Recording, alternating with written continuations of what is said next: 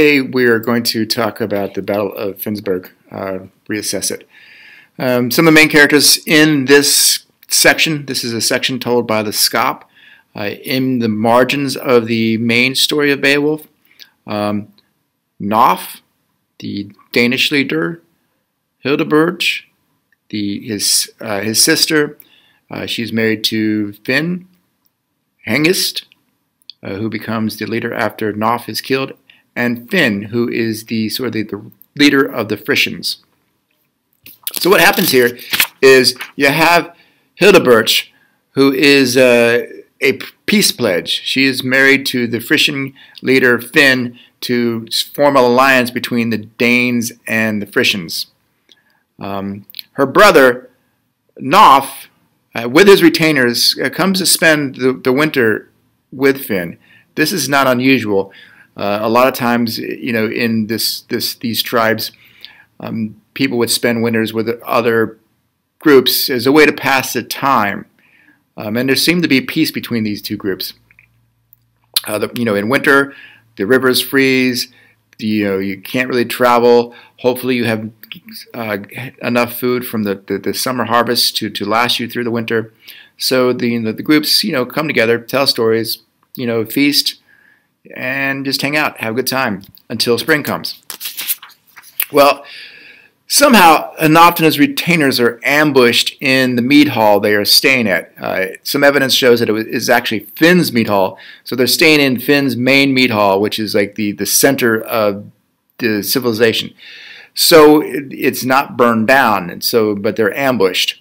Why is up for debate. During this ambush, Hildeburgh's brother, Nof, and her son are killed. Perhaps on opposing sides, perhaps on the same side, because it's not uncommon for in this period, this culture to have the uncle train the son. The battle, the Battle of Finnsburg goes on for 5 days.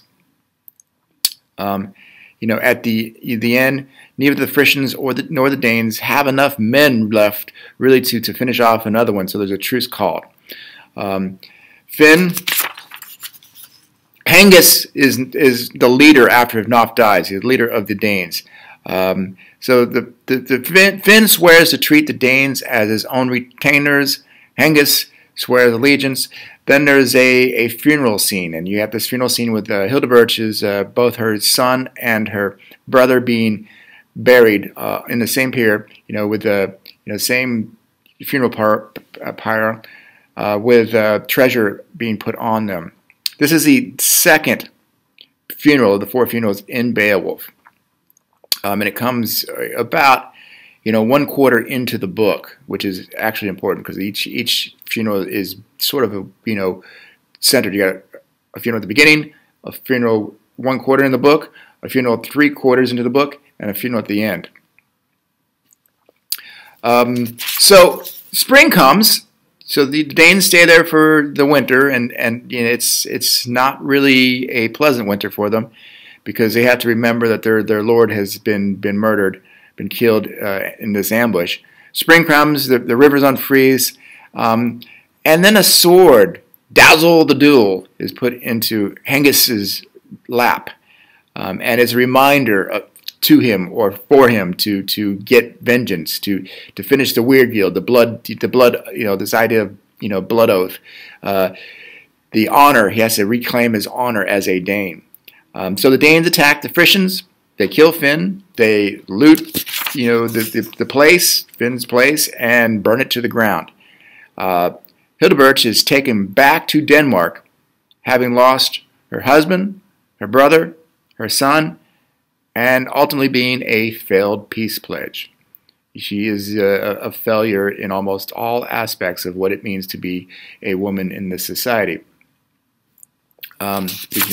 Giving birth to warriors, being a peace pledge between nations, being a hostess. She goes back to Denmark having failed. The question is why. This episode is told from her point of view. One idea here is that this cycle of war, or this anti-war poem, who suffers the most in battle, in wars? It's the women and the children. Hildeburgh suffers, and she has no way to get out of the suffering.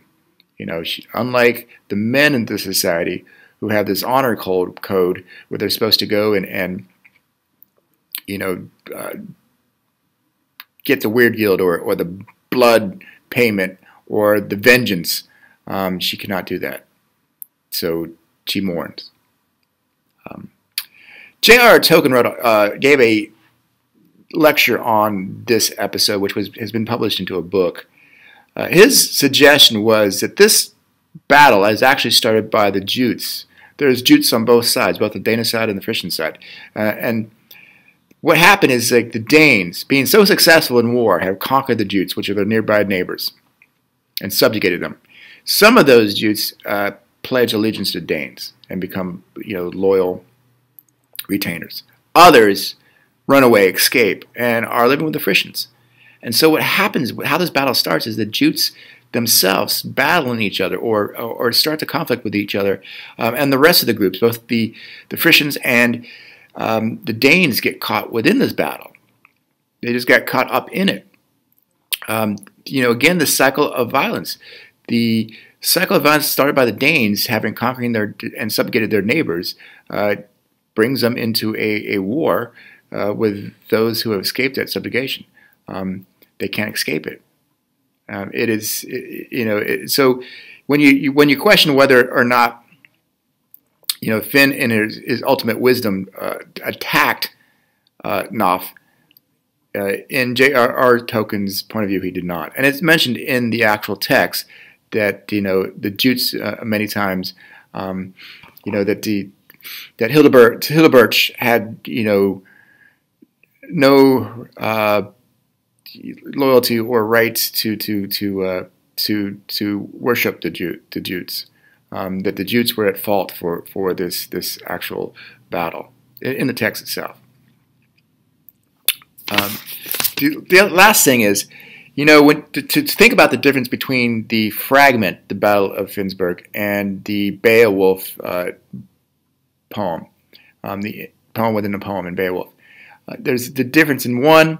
You have the point of view from a woman, or we looked at the battle from Hildeburgh's point of view, as a woman who suffers because of war. And the other, the Finnsburg fragment is actually a celebration of a war, particularly a celebration against the odds of battle. The Danes are celebrated for facing these insurmountable odds and holding out for 5 days. Okay, so we'll talk more later, but take that, make some notes, make some dialect journals, and we'll talk again. Bye.